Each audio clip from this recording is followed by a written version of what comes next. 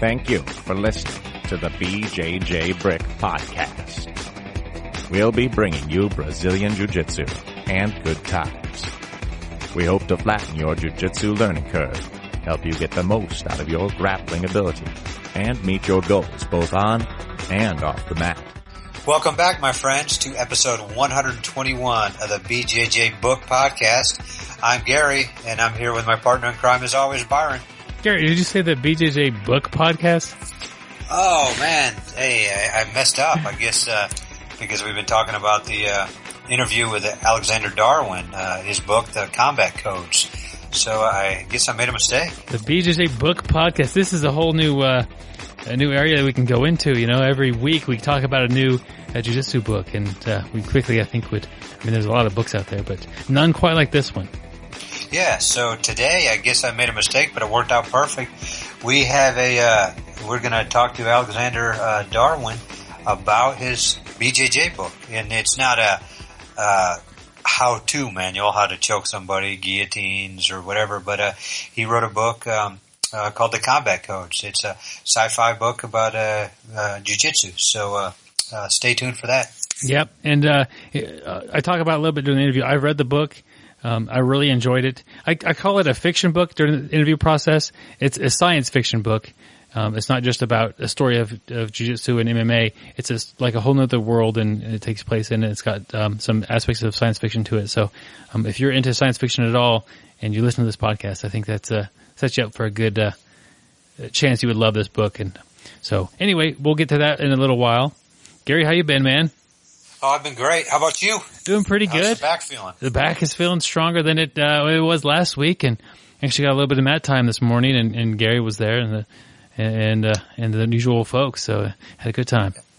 Normally when Byron and I roll, it's like a death match. We both go, we both give 110%, and we try to tap each other out. And today, Byron's back is hurting a little bit. I just come over a little back injury, and so we just flow rode a little bit. It was fun. Yep. I miss that. Yep. Gary only caught me about 40 times in the 3 minutes, but it was good flowing for Gary. Hey, it was 41 times, Byron. Okay. Yeah, right. I got dizzy after that last joke, man. Yeah, because I did, put a couple more teardrops on my back for next time I tap you out there.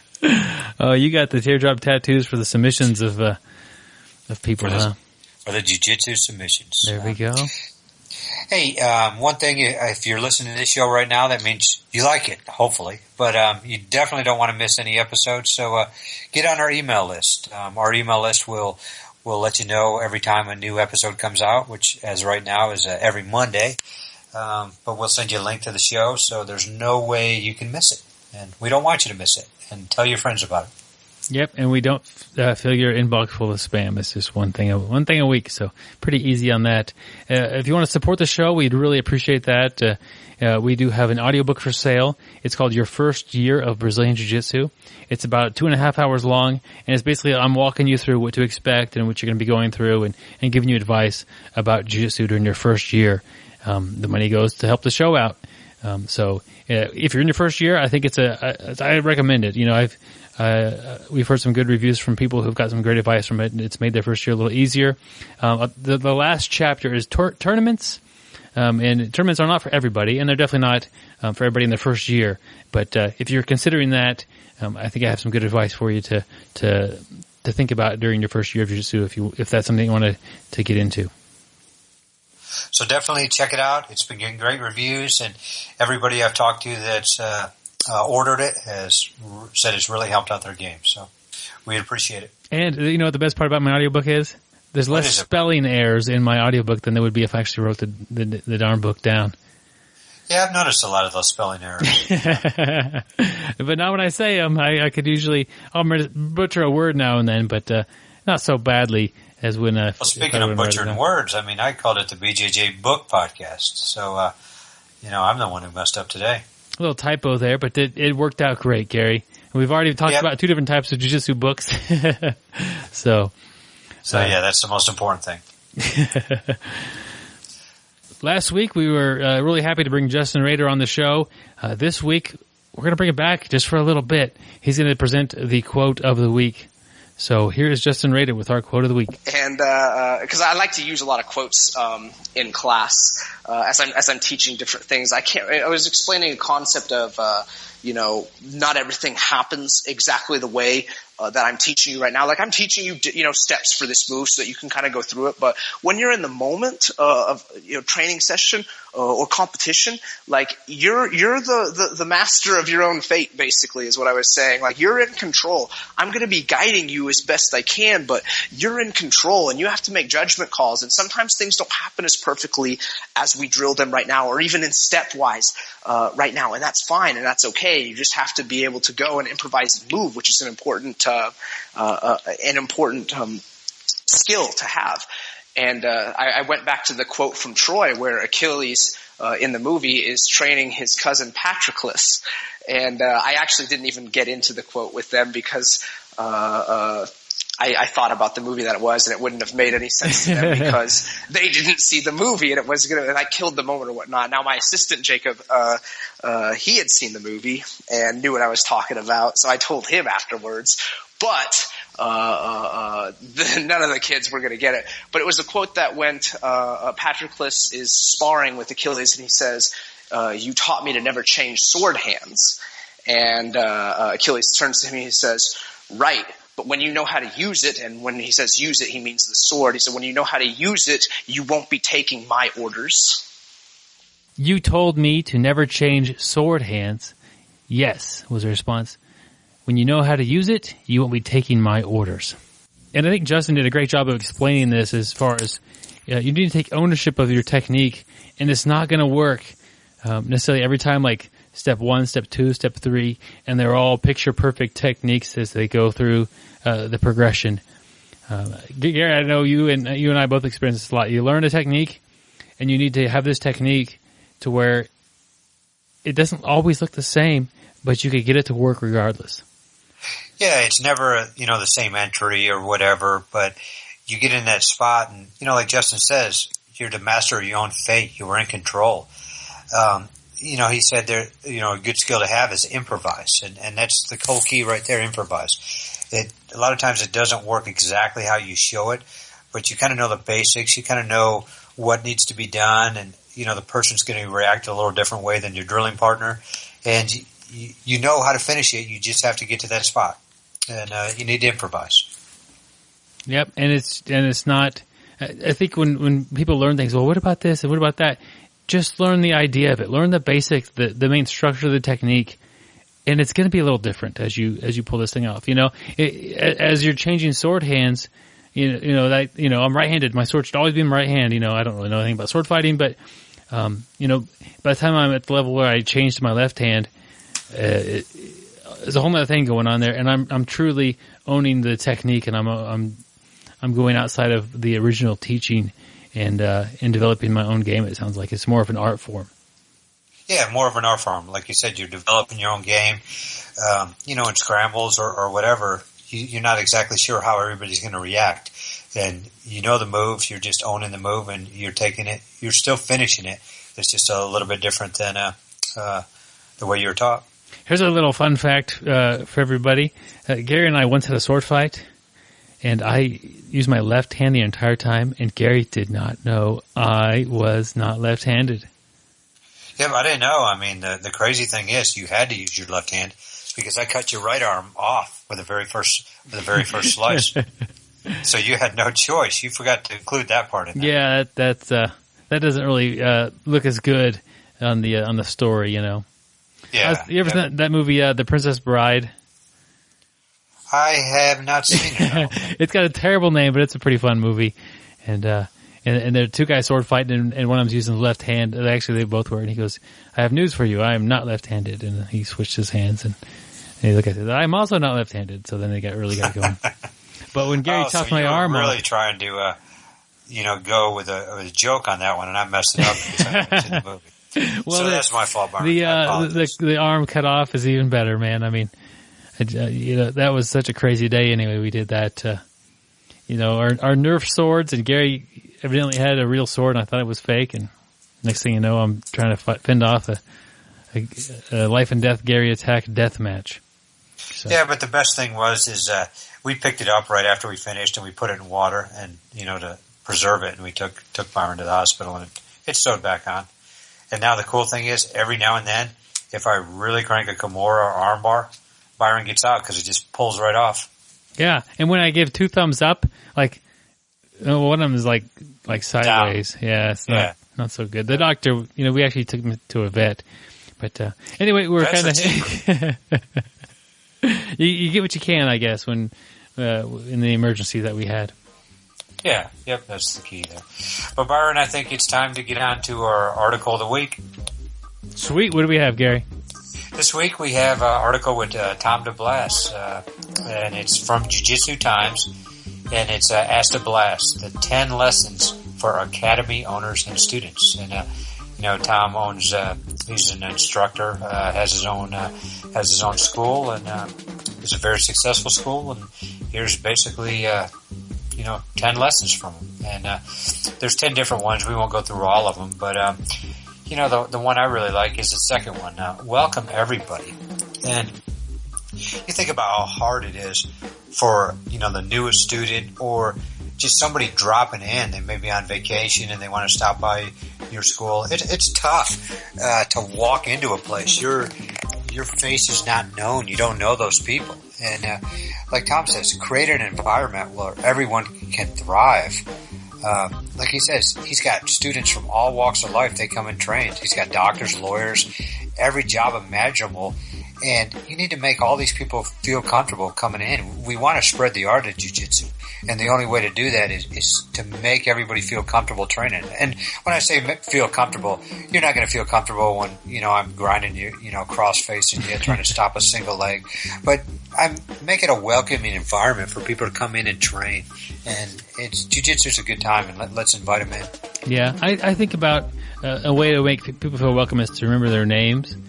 And I try this. I put effort towards this, and I don't always do it. Maybe it'll be a month will go by, and I'll see the person again. Oh, I know their name, but I don't remember it.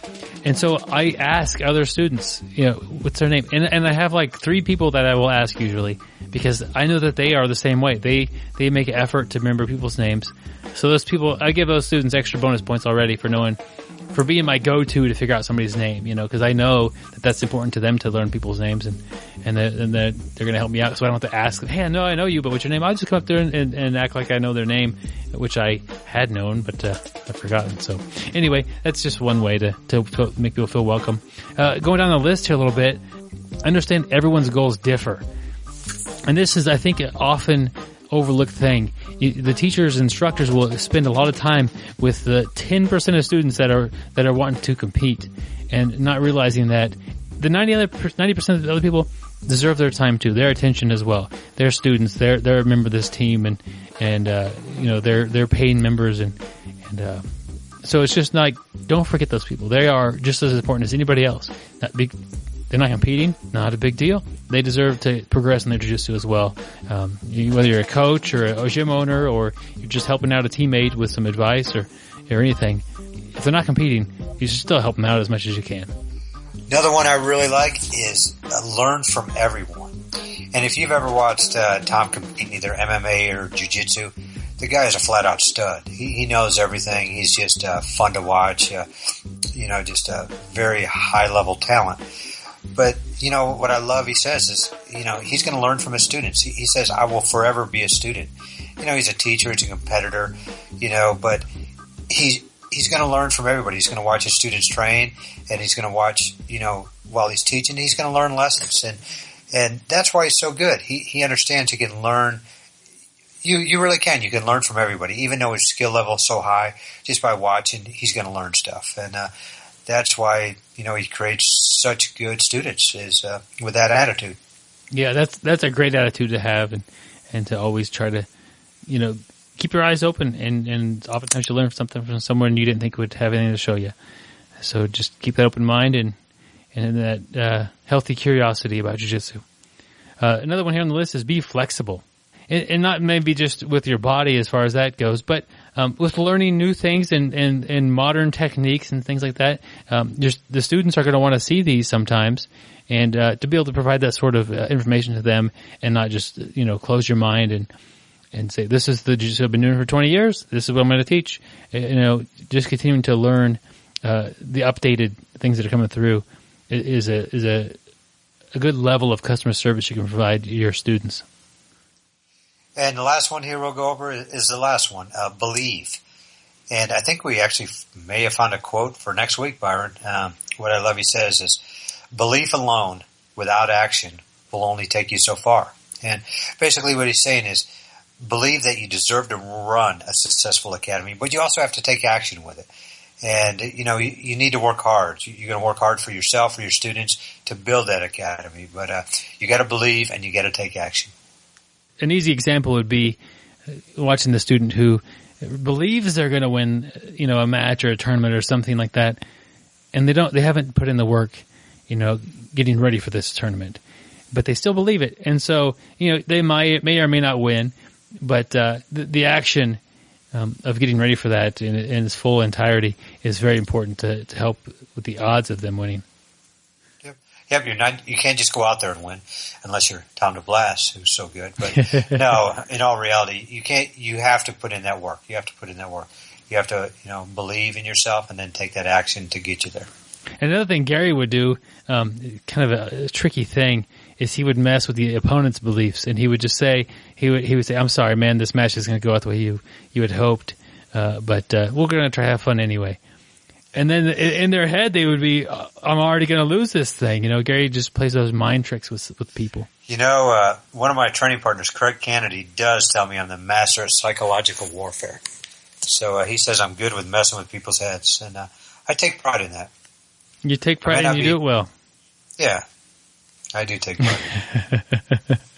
All right. Well, this is a fun article. It's a lot of good information for instructors and students alike, and it is on jujitsutimes.com. And we'll put a link to it in the show notes to make everything nice and easy for you. So check it out. All right. Well, let's bring Alexander Darwin onto the show, and we'll get to talking about the combat codes. Diary of the World's Most Interesting Grappler. This is a reading from my diary. As I made my way to the North Pole, my goal was to find a place up there to train. For this is one of the few places on my map that I have never trained. Dear Diary, I'm on day 25 of my North Pole adventure. As this day closes, I reflect on it as a hard day. Days like these truly test my resolve. Many times I feel like I am out of my element. I fell twice today, giving Mother Nature a total of 4 points for her 2 takedowns. Upon hitting ice the second time, I was pleased to feel a warm sensation. Only after getting back on my feet with a technical stand-up, I realized that the warm sensation was a little bit of urine. After I eventually find a North Pole dojo, I will undoubtedly be the smelly guy in class. I fear losing my title of the most interesting grappler. This was truly a hard day. Fall down twice, get up 3 times today. I am trading my sandals for ice shoes. I don't always listen to podcasts, but when I do, I prefer the BJJ Brick podcast. Stay sweaty, my friends. All right, my friends, I'm happy to bring Alexander Darwin, author of a novel, The Combat Codes, sci-fi book about MMA and jiu-jitsu, I would say. Alexander, welcome to the BJJ Brick podcast. Thanks, Byron. Thanks for having me. I really appreciate it. Yeah, I gotta just tell everybody, about a month or so ago, we were emailing back and forth, and you offered to send me a book, and if I'd check it out, and in my head, I thought, yeah, that's cool. I'll be happy to see it. But I didn't think I'd read the book. I don't read a whole lot of books, not a lot of fiction. But so a few days goes by, and I get the book in the mail, and I read it. I get about 30 pages in. I tell my wife, I'm reading that book. It's getting good. So I think I hope you take that as a compliment. But it definitely hooked me. It's a great book. I've read the whole thing, and I recommend it to the entire audience. If you like jiu-jitsu, MMA, and you enjoy a good fiction, a little bit of sci-fi, it's going to be a great read for you, and it's just a fun book to read. I appreciate that. Yeah, I wrote it definitely targeted towards the jiu-jitsu crowd, and also the MMA crowd. And ideally, even someone that doesn't have a grasp of jiu-jitsu as far as specific techniques or, MMA, Muay Thai, any of that stuff, they'd still be able to get a lot of it, if they just enjoy sci-fi or even just a good, action plot. I kind of targeted it towards that demographic. Yeah, I think the more you know, and if you train at all, I mean, you're going to really be able to appreciate this book at a deeper level than somebody who is a fan of MMA. But they'll still there's so much behind it as far as the science fiction of it that's really fun and exciting to learn about. But if you train at all, the fight scenes come alive as I'm reading them, and it's different than watching a fight, because when you're reading a fight, you get the perspective of one of the competitors, and you get to peek inside their head, what's going on, the self-doubt that they might feel, and the options they're considering and doing as a fight. And it just, for me, like, I was reading those fight scenes like as fast as like the words were just going into my head. It felt like I was experiencing it, and I really enjoyed those, and I enjoyed the world that you created for this novel. Yeah, thanks. Yeah, definitely. That's what I was going for as far as the fight scenes. I think I was asked a question about writing fight scenes and what's the best way to write it. And what I've always thought about is it is very important, especially for a book that involves so much mixed martial arts and jiu-jitsu, to make sure I get all my techniques right. I actually had I think it might have been the first case of a combat editor. I had T.P. Grant from Bloody Elbow, edit the book and make sure that all my techniques were sound, just because I knew a lot of jiu-jitsu fans would be reading it and they'd be, coming after me if I, mixed up my Kimura and Americana or anything like that. So that definitely was a big part of it as far as, the techniques and getting all that.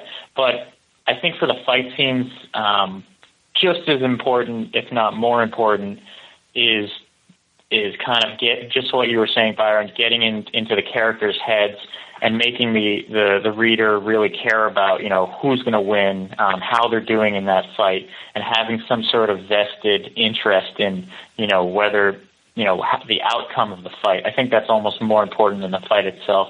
The fight is more of a crossroads for the character, and they're either going to, develop or devolve in some way, depending on the outcome.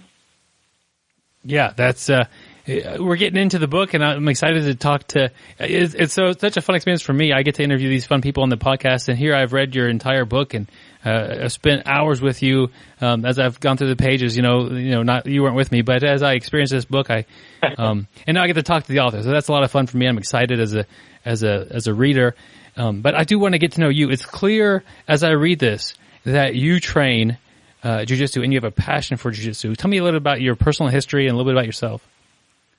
Yeah, I mean, as you said, I love jiu-jitsu. I've been training for, I think, about 10 years now. When I first started, it was during college at Boston University, and they had just a free club at the university, and a black belt named Dave Ginsberg, who's out of Boston, taught a no-gi class. And it was, at that point, I had no idea what jiu-jitsu was. I hadn't even watched UFC at that point, like so many people, not even that, and just kind of stopped by perchance. And I think Dave is not a huge guy. He's pretty light, maybe $150, and was just, like so many of us, amazed at the magical powers that I encountered from a jiu-jitsu black belt. Just feeling completely helpless and not being able to do anything. I think that's really what a lot of people encounter when they first start doing jiu-jitsu, is just those concepts of leverage and everything. So that really is where I started doing it, but I didn't quite fall in love with it yet. And I think a lot of training depends on, where you are in your life. So it was college, and I think I was just, probably distracted by a lot of other things at that point. But I came back to it when I moved out to San Francisco and started training both Muay Thai and Jiu-Jitsu at a gym. It was called Gym 4 for 5. It's not around anymore. But the jiu-jitsu program was run by a Cesar Gracie purple belt, and he was an MMA fighter named Brett Birdmark, and his nickname is very memorable, the Angry Hick. I think he had a few fights in the WEC, and yeah, he was a tough instructor. I just remember some pretty grueling training sessions there as a white belt. And eventually I was kind of less into the Muay Thai. I just didn't like getting hit, really. I like, hitting pads and stuff like that. Just walking out of a session and having a headache wasn't really my thing, so I definitely gravitated towards jiu-jitsu a lot more, especially the, more analytical aspect of jiu-jitsu and all the techniques. And I eventually moved out by the beach in San Francisco. It's called Ocean Beach. It's not really a beachy beach as far as sunshine and bikinis, but it's a beach with, a lot of character, surfers, real hardcore surfers, and lots of dogs. And Carlos Sapao has a gym right by there, and that's really where I got all my roots as far as jiu-jitsu. I did my blue belt, and got my purple belt there as well. Carlos is a House Gracie black belt from Brazil, and just a fantastic instructor as well as person. And really, a lot of the way I do jiu-jitsu, I think, came from him. Just like a lot of people, those first blue belt and purple belt, I think you get really your core concepts and kind of your philosophy as far as how you approach the game on and off the mats.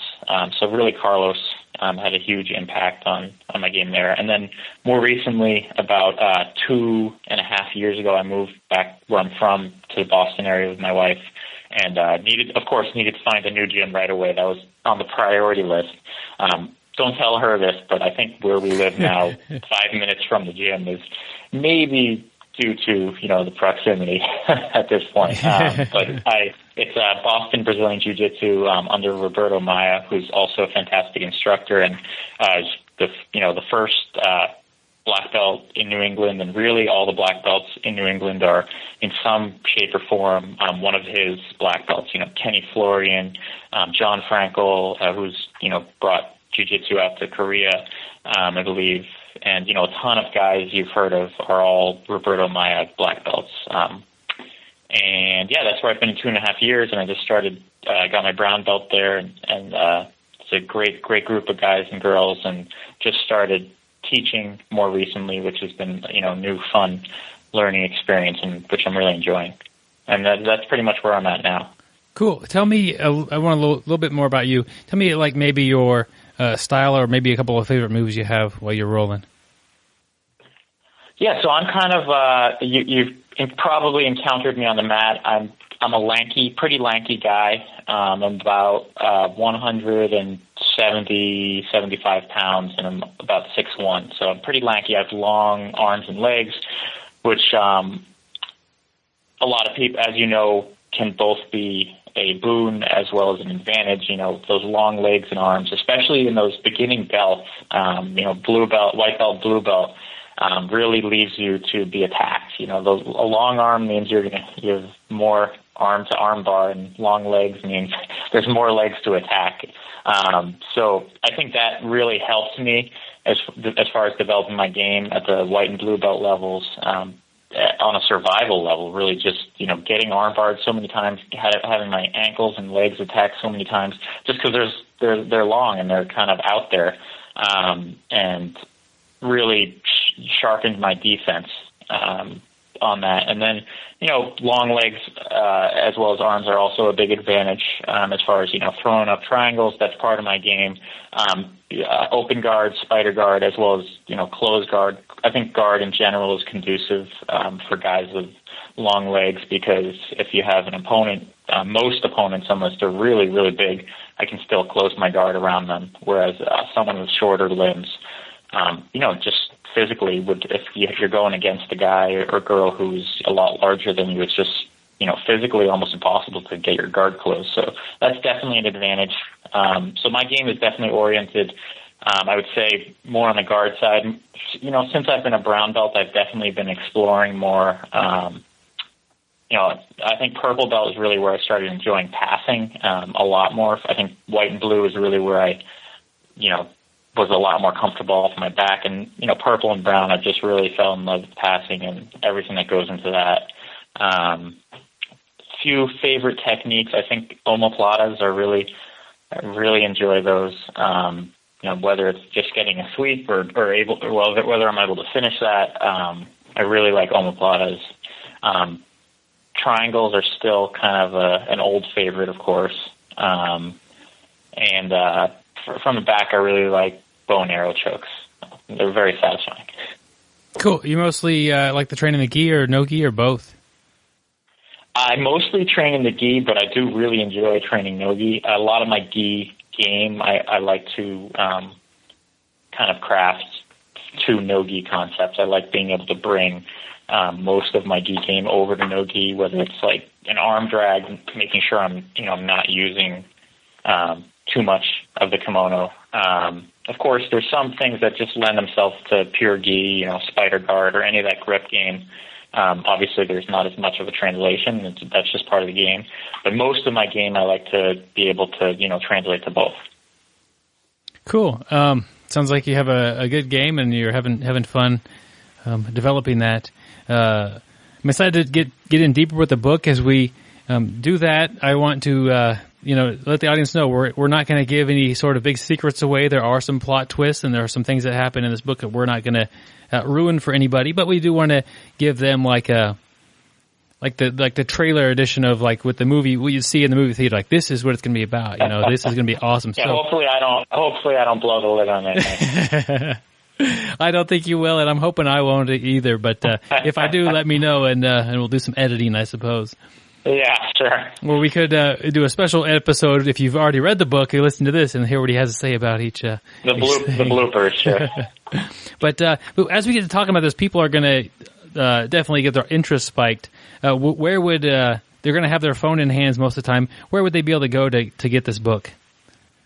Yeah, so anywhere, if you're on Amazon, if you just type the combat codes, it should be the first result that pops up. I know there's an old school like World War II novel that's also called Combat Codes, but you'll see on the cover a picture of a guy doing an arm lock, kind of from a bird's eye perspective.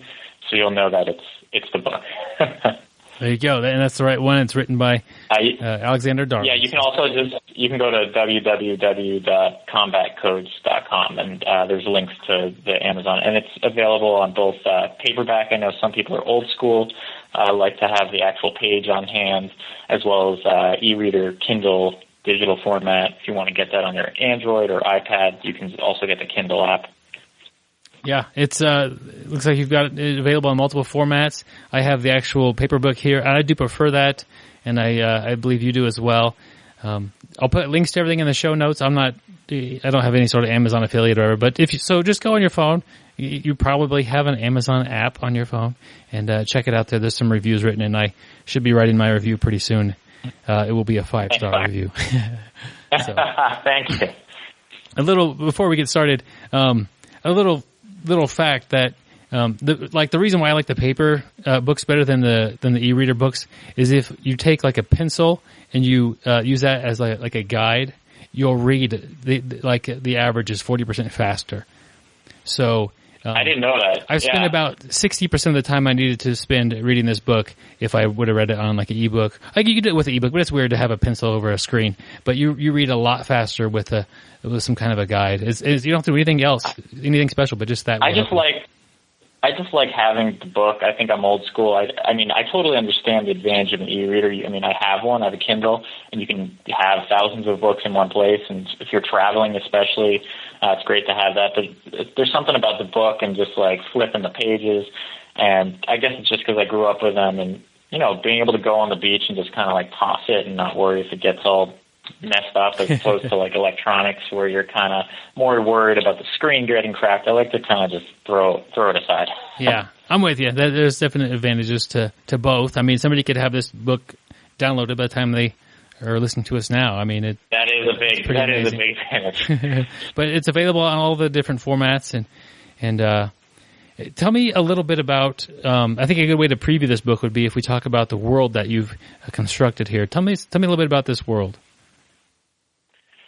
Yeah, so I mean, essentially the premise for the book is a world where war, as it is in modern day in our real world, war with destructive weapons and large armies does not exist, and the reason for that is they've replaced it with one-on-one unarmed combat. So much like the UFC, mixed martial arts, but kind of to the next level as far as the stakes. So if you can imagine if, resources and land and people essentially were at stake in any dispute, and the dispute was solved by, one-on-one combat, the winner takes all, how much these nations would vest into their competitors. If you had, just like, let's say you had the UFC, but it's not just a paycheck at stake, it's, everything. These nations are really putting all of their resources into making their fighters the best possible. So that really does bring us into the realm of a lot of different things. That's where the sci-fi aspect of it comes in, as far as making these fighters better, between pretty much what are steroids, which we call neuros in the book, as well as advanced training practices. I won't get too far into that because I don't want to give away any spoilers, but really just getting every edge possible to make these fighters the best. Yeah, I mean, you could imagine that if instead of going to war to decide something, we're going to have a person represent us in basically what is MMA, and the outcome will be decided. It reminds me a little bit of the movie Troy. How they just, like, the two guys fight, and then we're not going to have to do battle. It's going to save a lot of lives. Yeah, Hector and Achilles. Yeah. It's a great fight. Yeah, is that okay? I mean, that kind of reminded me of that. Just trying to imagine the amount of resources that an entire country would be able to put towards a fight. It's not just right now. There's a lot involved in a fight. There's money. There's potential to win hundreds of thousands of dollars, sometimes maybe millions. But that's it. There's no borders getting moved, no trade deals happening, and laws being made. So it's very limited by a fight purse. In this world, instead of like having a military budget, you have a training budget, and it may be a secretive program to make things tilt to your advantage to help you. Exactly.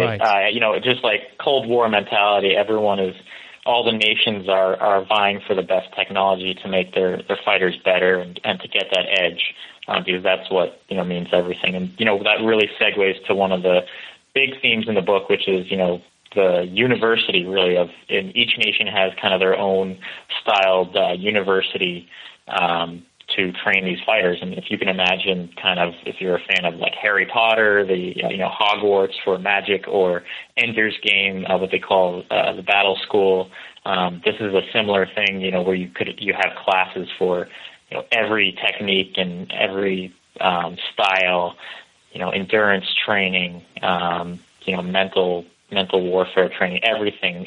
You can imagine these universities, which are funded by each nation, are pretty complex and competitive.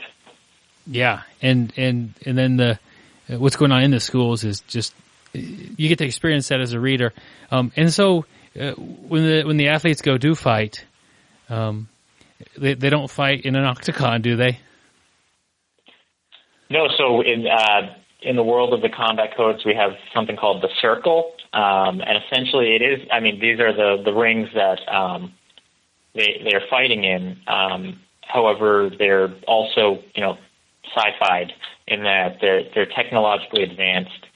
The circles essentially have different properties where they might affect the fighters in different ways. So, for example, there's a certain type of circle that will amplify the crowds around them, whether the crowd is, booing or whether the crowd is cheering for a fighter. that will kind of get in the fighter's head, which you already see, in the UFC. If you're at a home field advantage, it makes a big difference if you have everyone rooting for you. And I've competed, and I know how it is if you have people rooting for you, friends and family. It really does play a part in your psychology when you're going into a fight. So this is kind of that to the next level where it's actually affecting them, not just on a straightforward mental level, but the technology within the circle actually kind of convinces them in a way to either do what the crowd wants if they're kind of weak-minded, or they can use it to let them become better if the crowd is cheering them on. They can gain confidence when it's needed. So that sort of thing. And there's a lot of different types of the circles that each has different properties like that. Yeah, and I was impressed by just the variety that you came up with. I mean, as you read the book and you get deeper into it and you learn about the different circles, it adds another dimension to the fight. It's not just two competitors. One guy could win maybe in this circle over here, but move him over to here and he's going to struggle and he's going to have things to deal with that he wasn't anticipating. And then, of course, that affects the way you train in your schools to try to learn how to deal with these circles and the different environments you'll be fighting in. Yeah, I thought that. I mean, that's also kind of an amplified version of what we have in real life, where different arenas. For example, in the UFC, I know from what I've heard from fighters, it really makes a huge difference where you're fighting. And people that have gone over to Japan to fight in the super arena over there, and the fans are super respectful, and they clap when they see a really good sweep, whereas in some places in the U.S. you have just fans that are kind of more rabid and booing if you're not standing up. I mean, you can see how that would affect fighters. Like if you're a grappler, I think Japan is probably a lot more conducive for that. You're not getting stood up faster, and you're not getting booed because you're on top of someone. Yeah, and I think about this, my own experiences. I always get in a fight at this one particular bar. So I know that real well, and I know the people there, and they're going to cheer me on. But if I go to the bar across this town, I'm in trouble, man. I don't know where all the bar stools are. I don't know, who's going to hit me over the head with a bottle. So, the environment. The bar across the street, the notorious bar. There's always that, Yeah, it's on the other side of the railroad tracks as well, so it's a little rougher. But I mean, it's just it's neat the dimension you added to the fights with the different circles, or you could think of them as a place where you're going to fight. You also added a sci-fi element when there's lights and they see them. What are these called? So there's this it's an entity of sorts. It's called a spectral, and it's kind of like a wisp, if you've ever seen that in any sort of sci-fi or fantasy. It's kind of like a floating sort of light, and it is a bit of a mystery of what these are, whether they're some sort of technological creation in the world, or whether they are something that's just always been there, on more of a magical element. But different people in the book have different kind of viewpoints of what these things are, but they're very prevalent.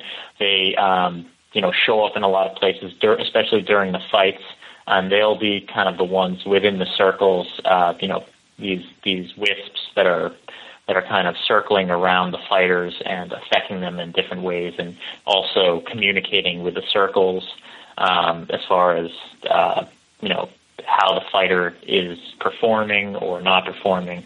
So that's kind of a theme throughout the book. These spectrals show up in various places.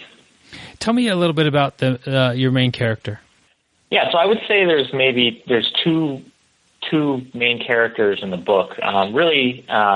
There's a kind of an old, beat up ex-champion fighter who's kind of this type of, I think if you were to picture him, one of the people I was picturing in my head was kind of a Randy Couture type who's like on the end of his career, or even Rocky Balboa if you want to go the movie route. In Rocky, I guess you could do like Rocky 4 or 5, where he's a bit older, and who's kind of fed up with the whole system And he's working as a talent scout for his nation, which is really, kind of like the U.S. of nations, where they're very powerful.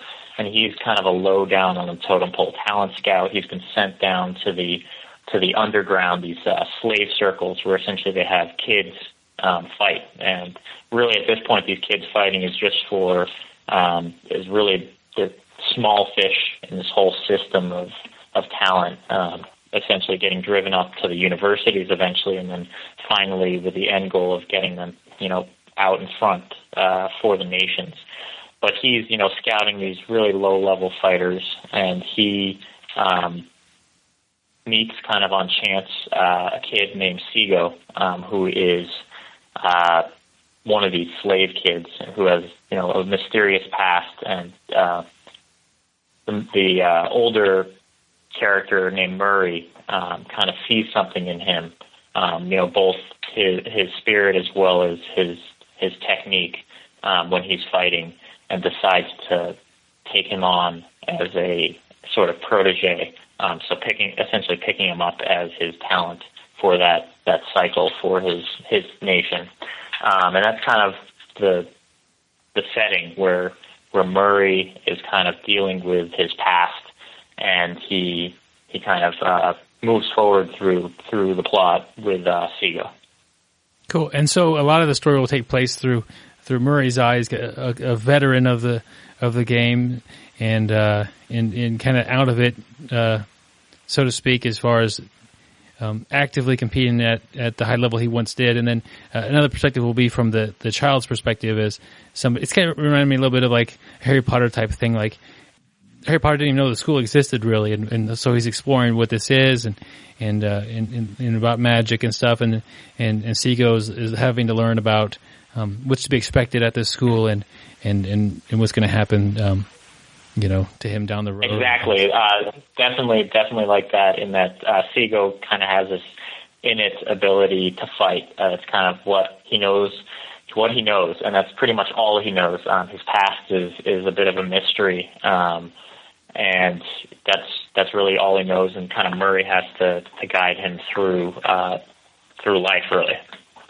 Could you, I think a good way to maybe preview this book a little bit, you mentioned Ender's Game and Harry Potter. Could maybe compare it to maybe a couple other fiction books or movies that you have some maybe comparables to make people just, oh, that sounds interesting. Yeah, so I mean, definitely one recent young adult book that it's been compared to a bunch is Hunger Games. There's a lot of stuff about Hunger Games that I enjoy. It's a good read, but there's also stuff that I'm not huge on. So the whole like love triangle aspect of it, I wouldn't say that it's comparable in that aspect. But definitely, as far as the dystopian society of Hunger Games, and placing kids in an environment where they're fighting to the death, essentially. That is a theme that, runs through the combat codes as well. Definitely, as you said, Ender's Game is a huge inspiration for me, as far as Ender, the battle school, that university environment where you have all these kids learning a very specialized skill, such as Harry Potter, with magic was a big one. I mean, as far as my general inspiration, I'm a huge fantasy and sci-fi reader. If you've ever read Patrick Rothfuss, he has a series called Name of the Wind, which I'm really big on.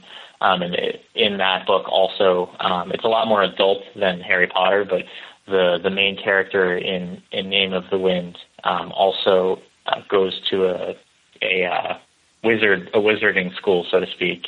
And you encounters a lot of, both adversity and learning within that, different types of classes. So that's really, a lot of fantasy books have definitely helped me and inspired me. So we talked a bit about the world that this book takes place in. Is this, has the world kind of ended and then they're rebuilding, or is it just the way the world's always been? What's in your head as far as the quality of life? Yeah, so that's kind of up to the reader to decide. It's, one of these dystopian worlds where something has happened. There's been some event that has changed it. And it's not,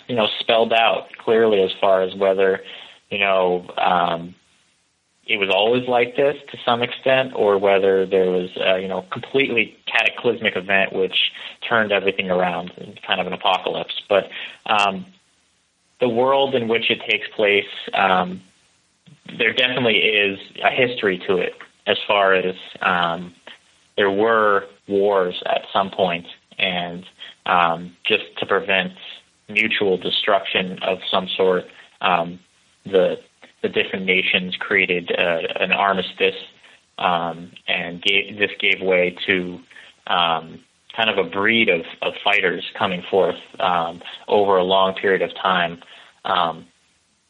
Fighters breeding with fighters, essentially, to make better fighters, both as far as the environment they're raised in, but also on the genetic level. There's really a race of fighters. I call it a breed, in that they're a subspecies, so to speak, and they're constantly trying to create better fighters. And part of that is reproducing with their own kind. So that's definitely a part of it. And this race of fighters is essentially in a way being used by the other breeds to fight their wars, but more so in a one-on-one or an unarmed combat situation.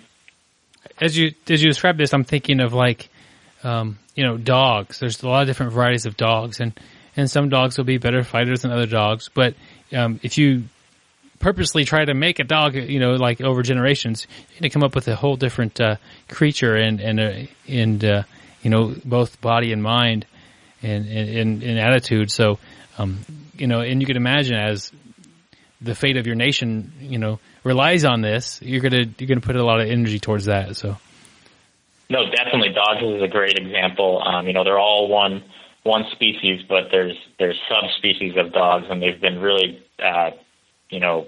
bred for purposefully for different purposes, whether it's a show dog or a smart dog like a collie or a fighting dog. So that's very, very similar to what we're seeing here. The book is called The Combat Codes, and here's a fun thing to do. Go to Amazon.com and type in MMA and fiction. It's ridiculous. Alexander, I had no idea that there was a market out there that there's evidently some women that like to read romance novels, have fantasies of the MMA guy, the bad boy, the guy like that. And so there's like millions of these books and you can just tell by the covers, they're ridiculous. It's really crazy. I mean, that's one of the things when I was, first kind of outlining the book and I wanted to see what the competition might be. And I was, I knew there was a lot of MMA and BJJ nonfiction. There's a ton of great nonfiction, but I was just doing a bit of preliminary research and typing that in, and I was blown away too of how many of those are just crazy romance novels, bare-chested fighters on the front. And I think some of the names, I had looked up some of the names are pretty crazy, like Alpha Male Romance, I think is one of them, like Team Alpha Male. I wonder if they're even in on that. But yeah, it is apparently a whole industry. So hopefully this book is not getting, blocked into that genre, whatever that specific genre might be. But definitely that is a big thing out there. You definitely are lacking the cover of the Fabio-like guy with long hair and eight abs. That was I had two covers, and I picked the one with the armbar in it, but that was the second cover that I have on the back burner right here. I think that would get you in trouble, because you would get the people that would, I've read them all, I've read all 50 million of these books, and here's a new one, and then they're disappointed because there's not a big love interest in this, and there's not, that, I don't know, sort of thing going on. It's about fighting and growing up in this world where fights mean everything. So maybe that would have been a good strategy, because then I could have kind of hooked them into the book, and they would be expecting some sort of payoff at the end, like a big passionate love scene, and they would never get it. So stay tuned. It's that's an option. But I think those books get pretty steamy pretty quick, and Like I was hooked by page 30. I think they cut to the chase. Not that I've ever read them. Maybe 1 or 2 pages. But it's a fun thing to do. Go on Amazon, type in MMA and fiction, and just look, like it's amazing. I had no idea. And then also type in BJJ and fiction, and you pop right up. I mean, it's kind of funny. Yeah. Well, hopefully I'm breaking ground into that MMA fiction. We can change that trend, eventually towards what actually people might be looking for. I think the reality of it is that all those books will compete with each other, and your book is so different that you're in a different market altogether. And it's just like there's no comparison of your book and what they're writing. I've never read any of those books, but they're probably not written by people who know anything about MMA. They know how to write love stories and romance novels. Anyway, but it's just a fun thing to do to hop on Amazon and see that. It's ridiculous. The book is called The Combat Codes.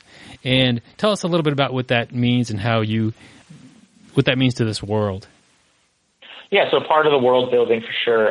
So the combat codes are essentially the set of rules. It's like an ancient text that this race of fighters, they're called the Grevars, follow.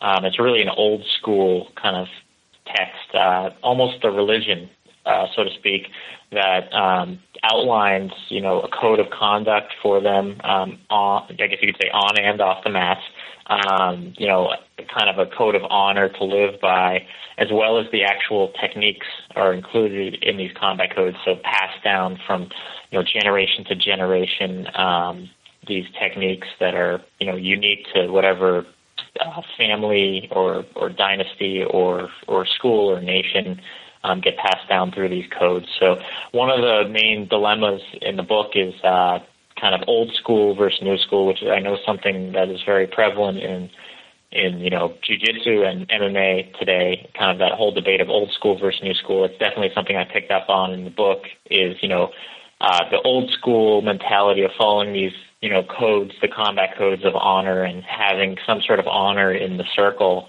There would be certain things you might, anything goes in the circle. Obviously, in these fights, in many cases, they're to the death. But the combat codes would kind of look down on certain attacks, maybe eye gouges or kicking someone, head kicks when someone's down. Whereas the new school would just be about winning at any cost. So there is this kind of ongoing struggle throughout the book with one of the protagonists, Murray, who has a very old school mindset, and he's just seeing these new up and coming fighters who are, younger and stronger, and they're really doing anything they can to get better, whether it be, enhancing their bodies, enhancing their minds, speed, strength, or their actual conduct in a fight. So that's something that kind of pervades throughout the book. Cool. And it seems like I didn't make sure every chapter started with, but it seems like every chapter starts with one of the codes from the combat codes. Yeah, definitely. There's a kind of like a prelude before every chapter that's taken directly from the combat codes, and they're spoken kind of in old English as their ancient text. Cool, and so those are kind of fun to read and to absorb before the chapter. Like, oh, here's a little bit of some wisdom that they. Some of them cherish and live by, and some of them have kind of washed it aside, and they don't feel it's necessary anymore. Yeah, and definitely, I think that's something, modern day jiu-jitsu is a big debate. You guys have talked about it. It's kind of old school versus new school, and I think with any sport, that's sure to be something, but just kind of the way things were done versus the way things are done, and also the question of should you do anything to win? Where does it stop? Is there kind of a line to draw as far as honor goes?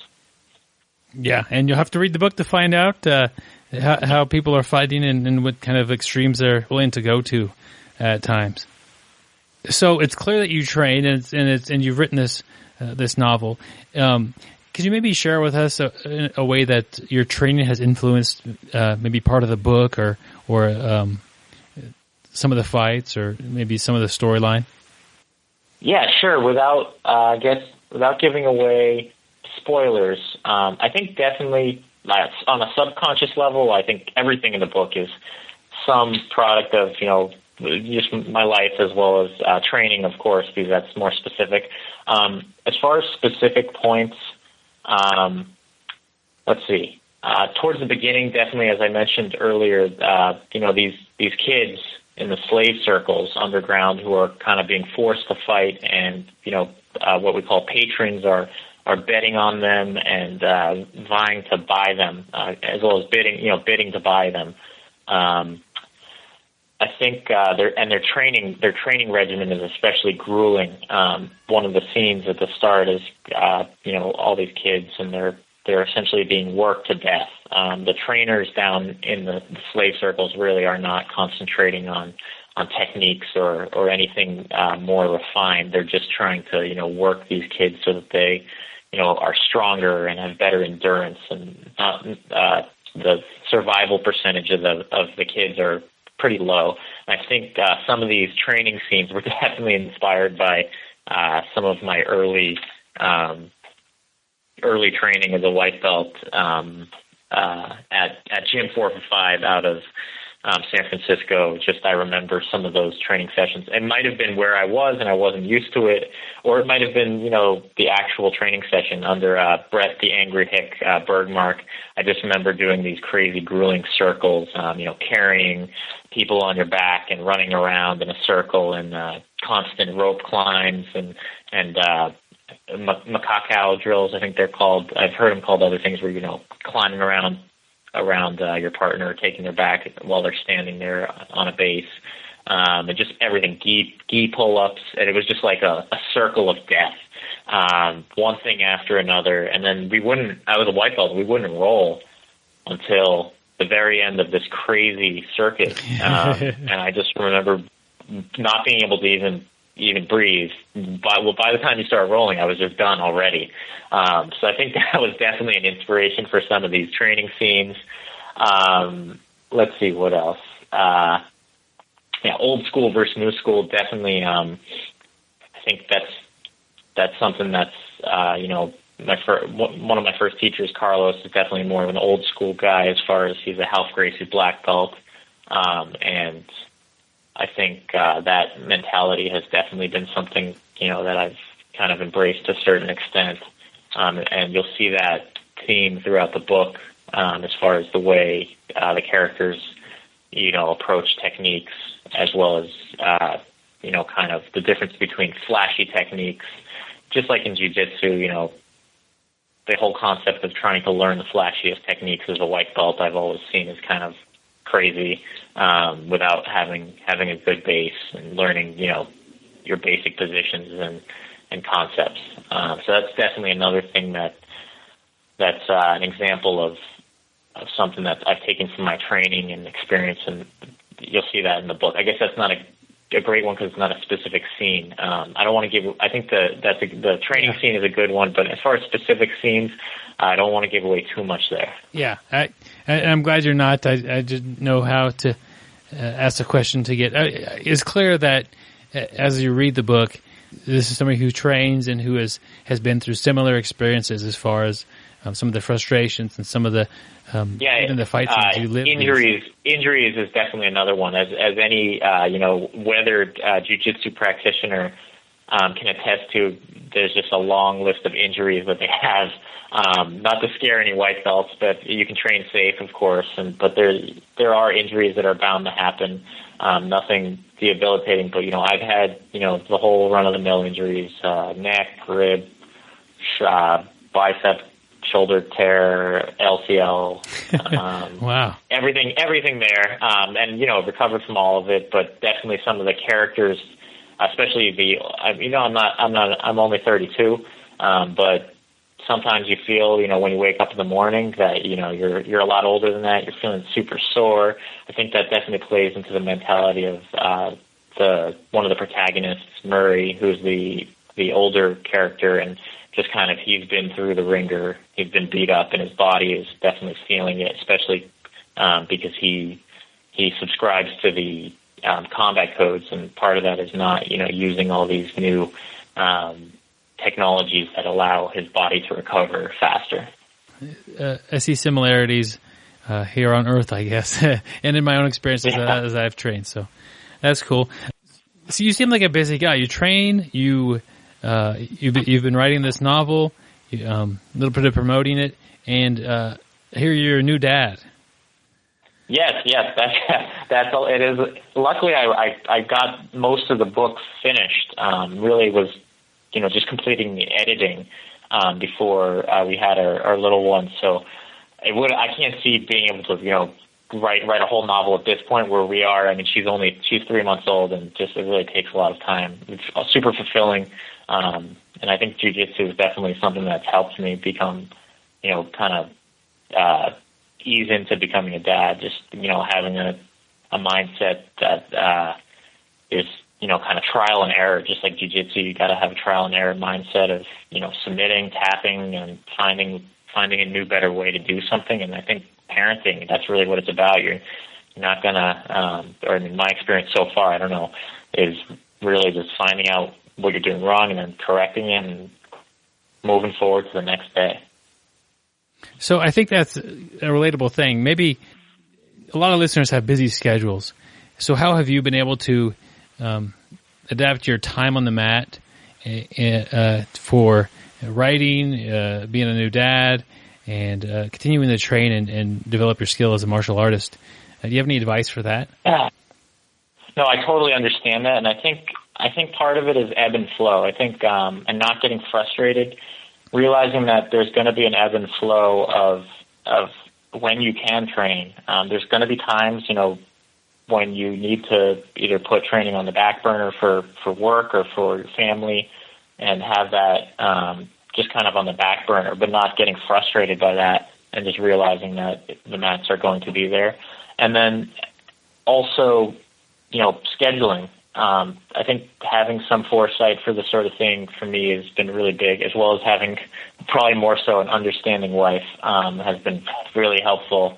And I mean, she knows that teaching and training is a big part of my life, and kind of rounds me out. I think just like exercise or people's hobbies or anything like that, kind of lets me get back home and do what I need to do here even better. So I think scheduling for writing, scheduling is huge. I'd write every morning, and I think you just like training, you need forward momentum there. If you kind of slack on it and say, hey, I'm going to only write or train on when I feel like it, that really is not a good recipe for improvement.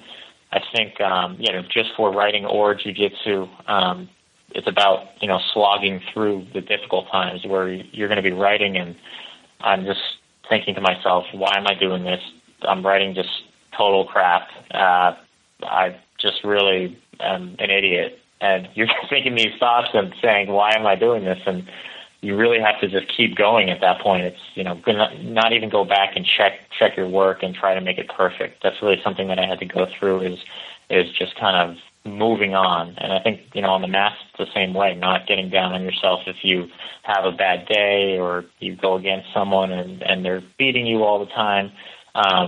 If you kind of stop and think about it too much and you're just kind of reenacting, your last rounds with them over and over, that's not going to be conducive for getting better. So definitely jiu-jitsu has helped me become a better writer for sure, as well as a dad, hopefully, although I'm just starting out with that, so it's tough to tell right now.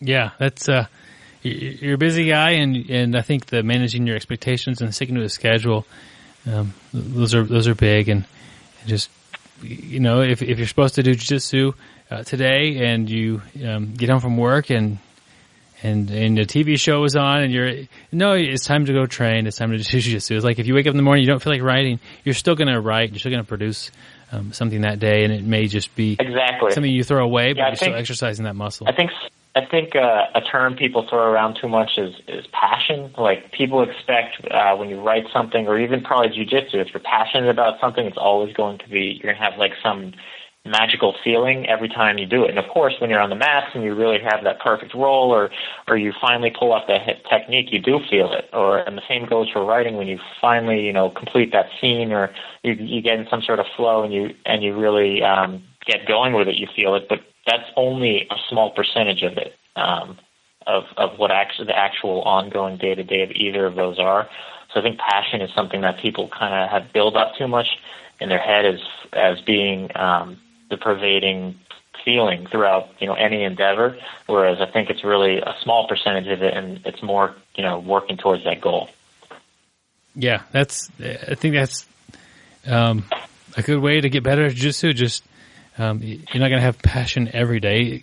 Hopefully it's fun and enjoyable, and some days you'll show up and you'll be super excited and motivated, and some days you'll just show up and train, but sticking with it, it sounds like the similar process as writing a book. You're sticking with it, you're writing every day. Some days you're probably a lot more excited about what you've written than others, but that's what the editing process is for down the road.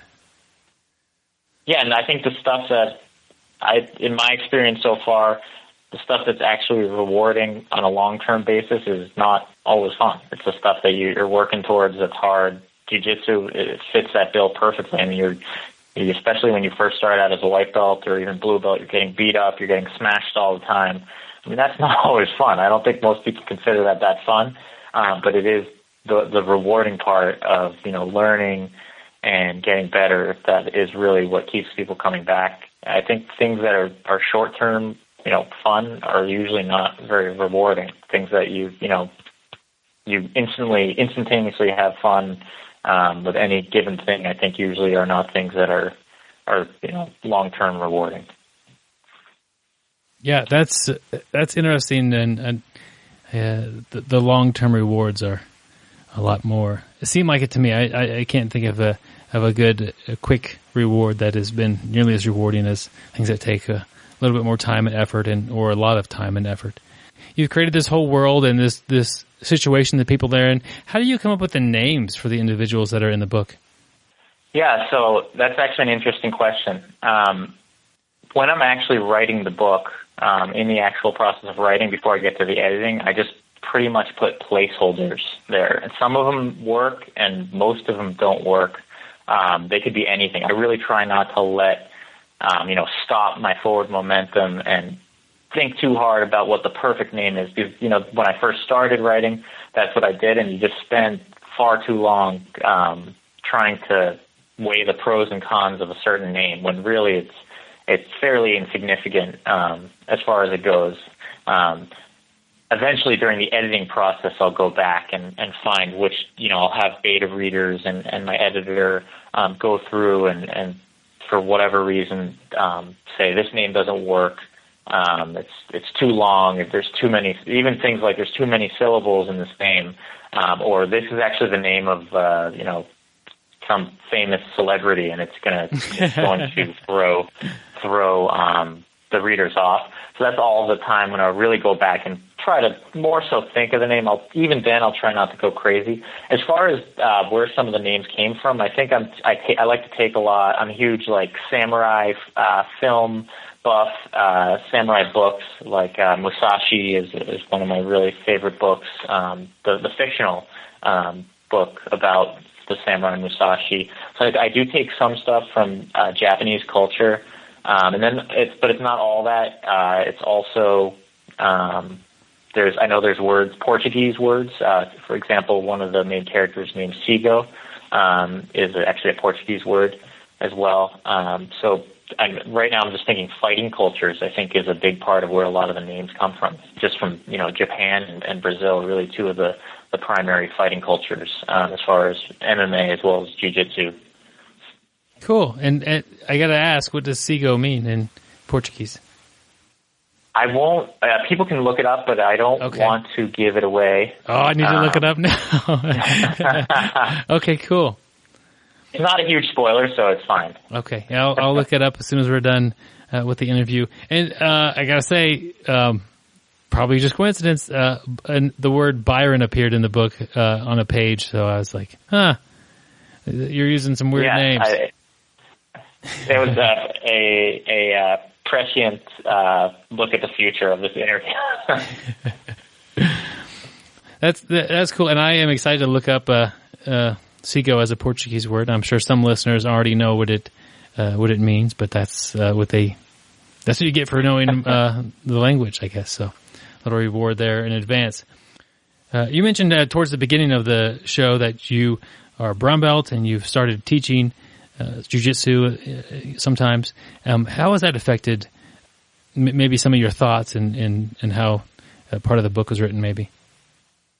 I think that's definitely been a huge part of, I think, writing the book and helping me write the book. Especially, we were talking about the fight scenes and how I wrote those and kind of a mindset for writing those. I think, teaching has been, a huge learning process for me. I've really been enjoying it. It's just another thing to improve on. Just like my jiu-jitsu game, I just see teaching as kind of an extension of that, something I can get better at.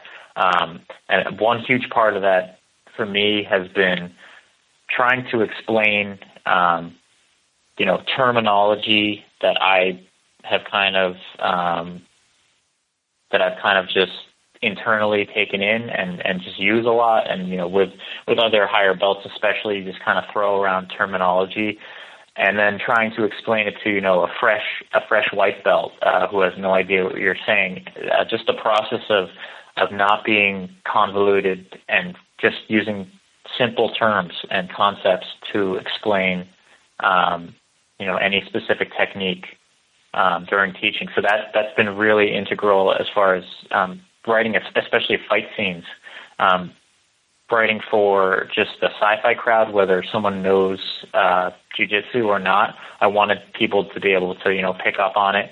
And so I think having that mindset of explaining things in a very simple way was really instrumental in writing those scenes. But even not beyond fight scenes, the book itself, I think, staying away from too much description and I think in some of my previous writing, I would gravitate towards, being borderline too descriptive, because you just want to get everything out in your head and you want to ensure that a reader knows, what you're trying to communicate on the page. But a lot of times that can work against you in that if you provide too much description for any one thing, it can make things too complicated, especially for any descriptive scene.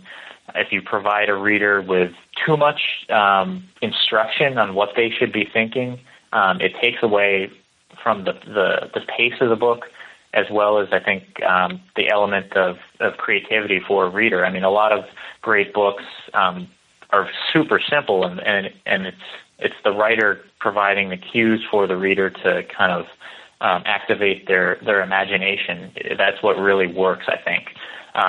Knowing when to activate those cues for a reader, not providing too much instruction. So I think for teaching, it's very similar, where you can see in a student if you just said just the right word or description of a technique and they get it. I think that's what it is. It's not necessarily telling them more. I think when I first started teaching, that was my tendency too, to constantly try to just further describe the technique. But sometimes that's not going to help the student anymore. It's about describing it in the right way so that they get that light bulb in their head.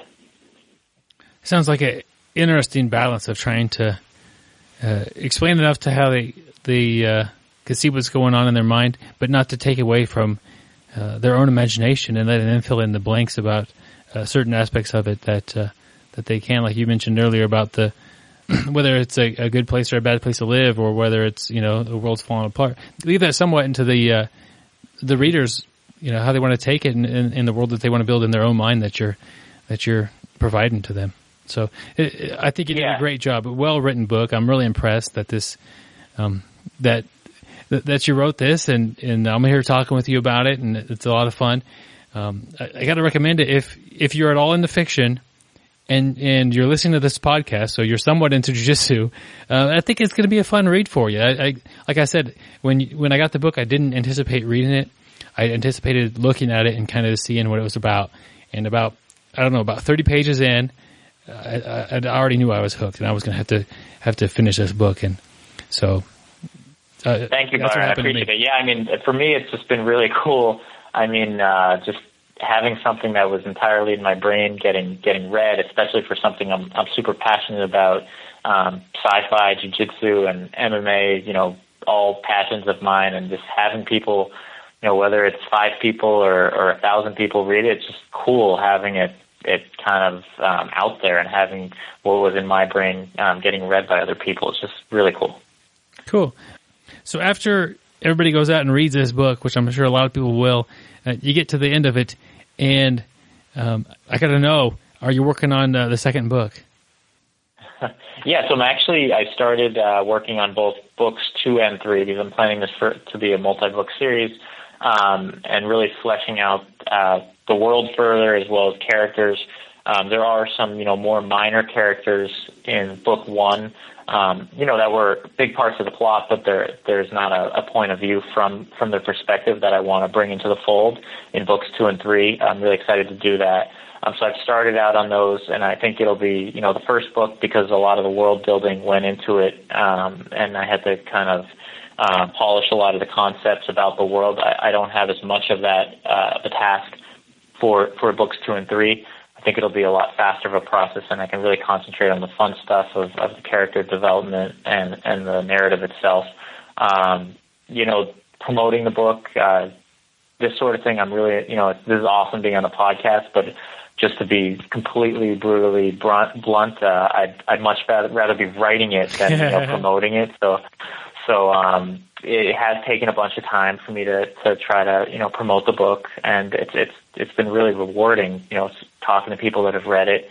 So hopefully I can get back into, just like we were talking about earlier, a rhythm. I need to find that rhythm that I had when I was writing book 1, where I'm every morning really bunkering down and getting a set amount of words in the page every day.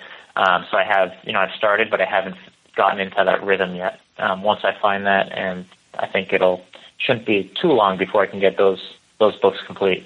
Cool. I'm excited. I'm looking forward to book number 2, and obviously book 3 will be out after that. It sounds like you're working at the same time. It sounds like they're going to be well written, to where there probably some themes or some parts of the plot will come back and forth a few times, and sounds exciting to me.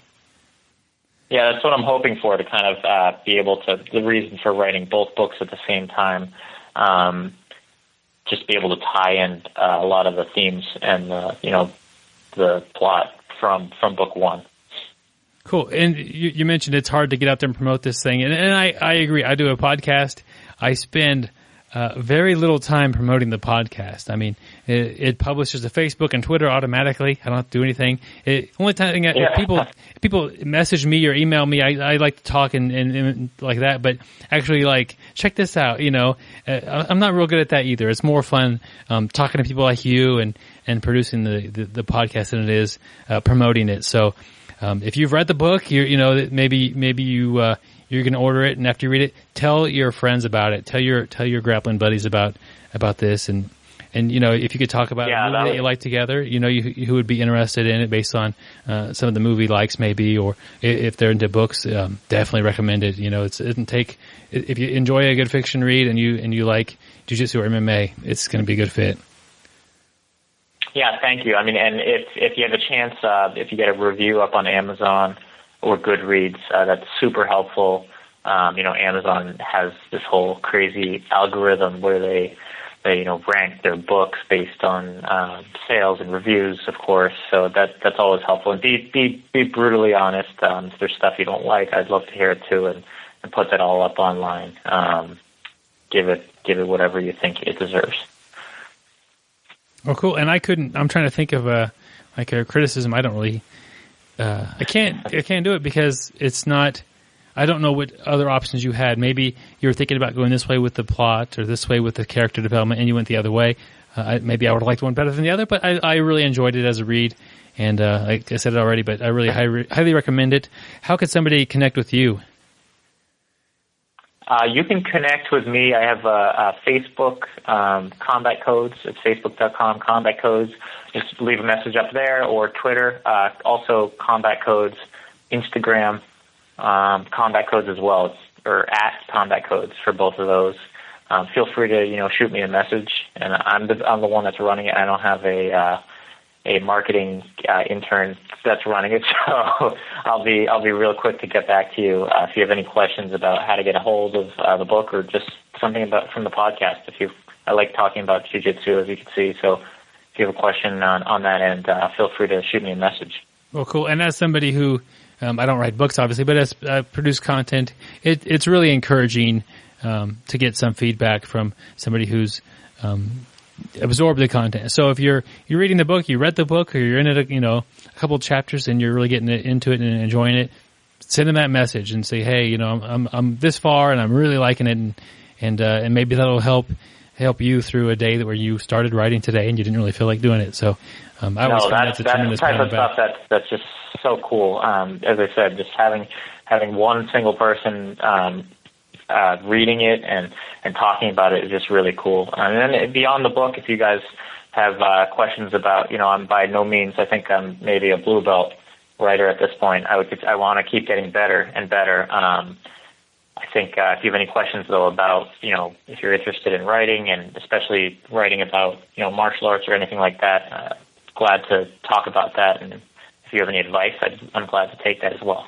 Well, cool. Well, I hope this I've been, really happy to have you on. It's like I get to interview the author of a book I just enjoyed reading.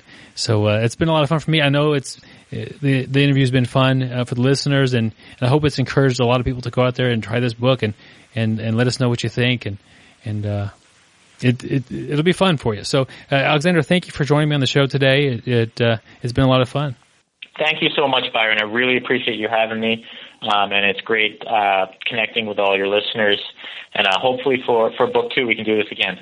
Absolutely. Get a hold of me. And the reason why this didn't come out a month ago was I told him I want to, I got 30 pages in. I want to read it before I have you on the show, so I could have a little bit more fun with that. So I really appreciate you reading it.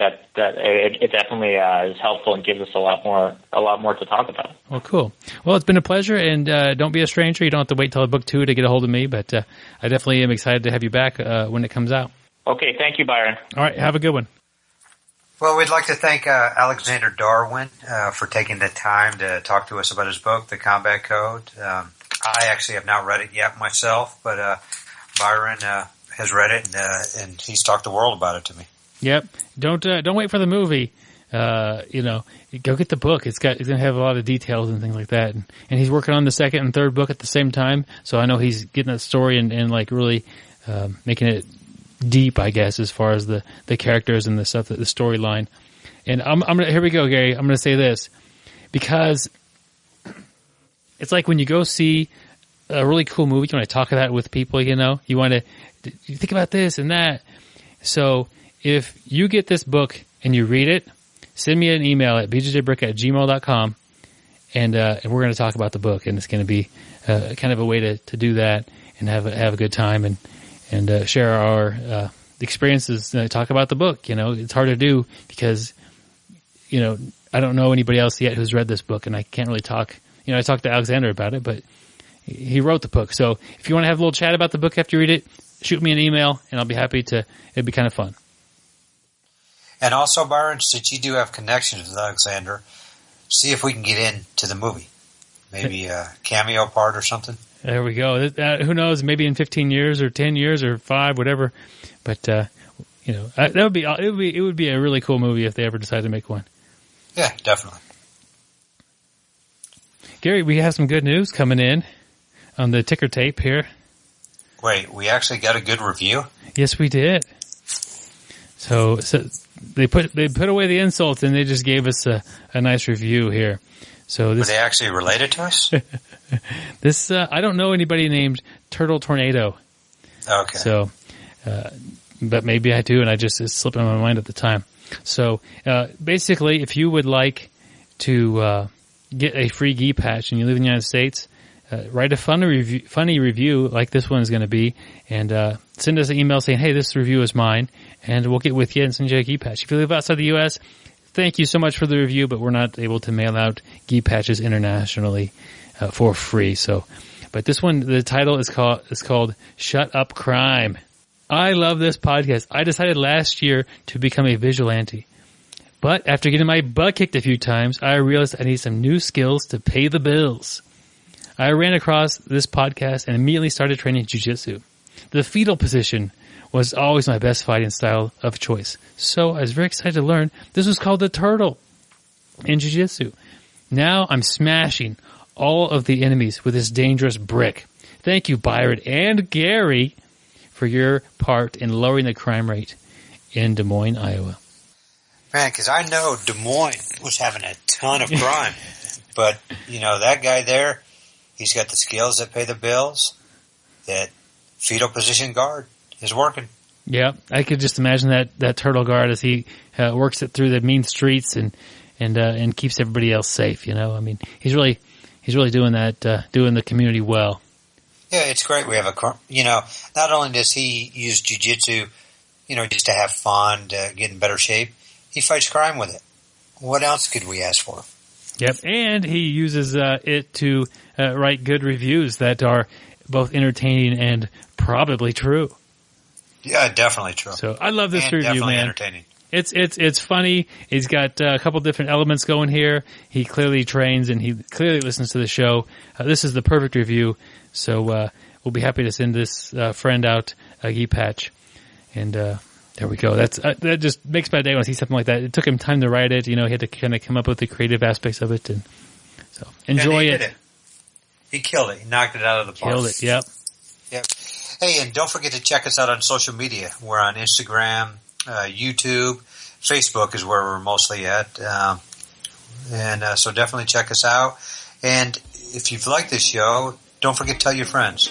Let everybody know about it. Hopefully we can get some more listeners, and it's just going to make the show better. Yep. Gary, the music, man, this new book, Music for You. So this will be the third book we're talking about today is Gario's. So it really is a book podcast. I said Gario's. Yes, this is truly the BJ book. Is that like Cheerios? Yeah, I guess Gario. That'll be your pen name is Gario. Yeah, so, there we go. There we go, Gario. Dilio. I'm losing it, man. Okay. So Gary's been hard at work on this book, and it's been, a couple of solid years that he's been working on this, and I think a lot of it was your learning curve about, mastering the topic first, but, you're not really into changing your sword hand, but you do use two swords in one hand. And, I don't know how you do this. Are they tiny swords, or do you have really big hands, or what? So tell me a little bit about this new two swords with one hand. Well, Byron, it's really a kind of a play on words. I really don't use two big swords. To me, a pair of scissors is two swords. Man. You think about it. They're connected together with a rivet, and put them in one hand and, just use two fingers. So really, I'm just using a pair of scissors. As like a weapon, or are you cutting documents to fit the proper size? Well, I mean, it can be both. I mean, you think about, cutting documents is very important, especially when you're, committing fraud. It's very important to do. And then, I mean, we've all heard my talk about shanks. You can definitely use these scissors just like shanks. So, but always make sure you break them off. After you've stabbed the person, break it off and throw the rest of it down the shower drain. It's very important to hide the evidence. I'm suspicious of even the shower drain at your house right now, man. Oh, you don't know. Anybody ever look down that thing, man? It would be bye-bye, Gario. Yep, I'd be in prison here. So, scissors, very nice, Gary. Yep. So, will this be Hobby Lobby? Is that where it's going to be distributed, or where are we going to see this? No, I think more like Michael's.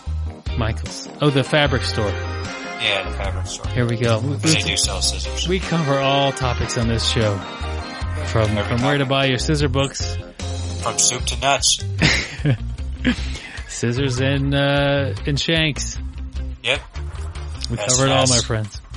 Shanks and scissors. Maybe that would be the name for our podcast. Just slap what you had, because I know you didn't finish your last book about shanks. So slap that book with the book about scissors, and you've got a whole complete book. Yes. A little confusing, but there you go. Perfect. Well, this is fun. Hey, and I want to remind you, if you are in Wichita, Kansas, traveling through, or here on vacation, enjoying our lovely vacation activities, hit us an email or a Facebook message. We'd be happy to train with you and get some mat time, my friends. So that's always a good time. Always a good time. And we promise scissors will not be involved. And good news, next week we have Hollis Gracie on the show. So it's kind of weird, but this is our first Gracie that we're going to have on the BJJ Break podcast. So yeah, that is kind of crazy considering as many episodes as we've had. We should have done it a long time ago, but this is the interview's already done, so it's a great interview, and we get to catch up and meet Hollis Gracie next week. So do not miss it. Well, we'll catch you guys next week, and as always, stay sweaty, my friends. And don't forget to shower. Thank you for listening. I hope you find the time today to roll. After all, the best way to get better at Brazilian Jiu-Jitsu is to do Brazilian Jiu-Jitsu.